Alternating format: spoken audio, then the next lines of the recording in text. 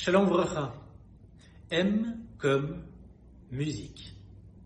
La musique que vous écoutez, qu'est-ce qu'elle dit de votre personnalité? Il y a quelques années, je suis tombé par hasard sur un petit livre à New York dans lequel il y avait une matrice qui indiquait votre personnalité en fonction du type de musique que vous écoutez. Si par exemple vous écoutez quelque chose comme ça,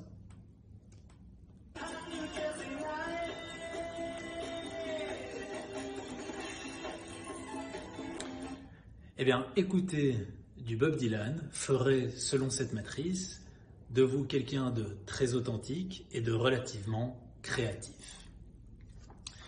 Dans la tradition d'Israël, la musique ne dit pas seulement quelque chose de votre personnalité, ça on y reviendra dans 45 secondes, mieux, elle dit la Torah, c'est la musique.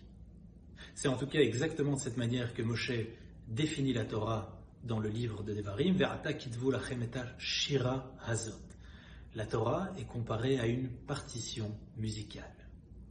La Gemara va plus loin, elle dira Kol hakore belo neima ve'shone belo zimra. Tout celui qui lit ou qui étudie la Torah sans la mélodie qui l'accompagne, eh bien celui-là a réduit la tradition d'Israël à un tas de mauvaises lois, chukim lotovim. C'est dire l'importance de la musique. Alors la musique que vous écoutez, qu'est-ce qu'elle dit de votre personnalité? Dans la tradition d'Israël, chaque mélodie est caractérisée par l'espace, le temps et la personnalité. On appelle ces trois notions dans la pensée juive Olam, Shana et Nefesh, dont les initiales forment le mot Ashan, la fumée. Prenons un exemple.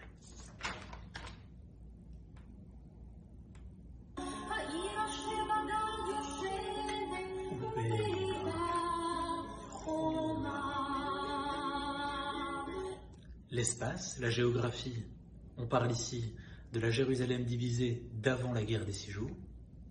Le temps, mai 1967.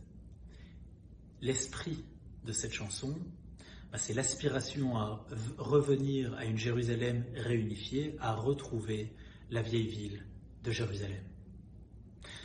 Dans la tradition biblique, on retrouve aussi beaucoup de sources qui indiquent qu'il y a une musique dans l'espace, dans le temps et au travers de la personnalité. Prenons 3 exemples. Un sur l'espace. On a ce très bel épisode dans le livre de Bereshit des frères de Yosef qui ont beaucoup de mal à le convaincre de les sauver de la famine. Yaakov, le papa qui observe le phénomène, leur donnera un conseil. Allez voir, retournez en Égypte, allez voir Yosef et prenez avec vous prenez avec vous un peu de mélodie de la terre d'Israël. Il y a une musique dans l'espace. Par rapport au temps, c'est très simple, il ne faut pas aller chercher très loin. Le calendrier juif a une fête de la musique. Pas la fête de la musique que vous connaissez le 21 juin, ça c'est relativement récent, ça a une quarantaine d'années. Non. Il y a une fête de la musique dans le calendrier juif. On parle de Rosh Hashanah. Il y a une musique dans le temps. Et enfin, la personnalité. On a un très bel exemple de ça dans la Gemara, au travers d'un personnage, celui d'Elisha ben Abouya. Elisha ben Abouya est un très grand personnage, un érudit, un docteur en Mishnah, qui a à un moment donné complètement viré de bord. La Gemara donne de multiples raisons, dont celle-ci. Zemer Yevani lo pasak mi beito.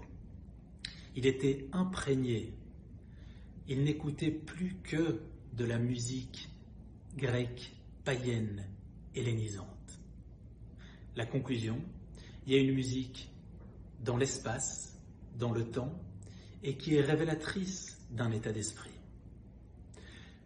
Quelle est la mélodie qui vous transporte? Je vous invite à la publier ici et à préciser ce qu'elle révèle de votre personnalité. Kol Tov.